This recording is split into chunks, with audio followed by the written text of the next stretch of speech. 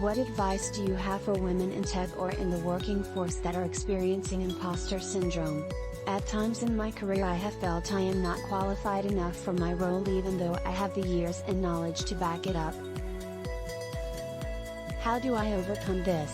I have worked with male colleagues with less work experience and subject matter knowledge that don't seem to have this issue at all. Katie R., UX Design Lead, by LinkedIn. If you're a human being, you've likely felt like an imposter at one time or another. As adults, as professionals, as women and especially as women in tech. Shout out to product and UX women, too.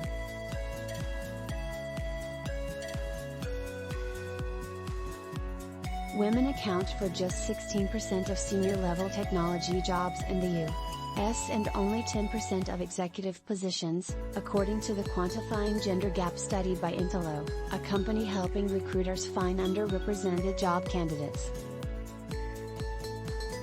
I've heard variations of the imposter question over and over since I worked my way into my first leadership role. My go-to answer for women wondering how to get over imposter syndrome is, use your voice. One of my favorite movies, As Good as It Gets, summed it up best when, out of sheer exasperation, Greg Kinnear's character tells Jack Nicholson's, "The best thing you have going for you is your willingness to." Go ahead and ask that question you think everyone else already knows the answer to.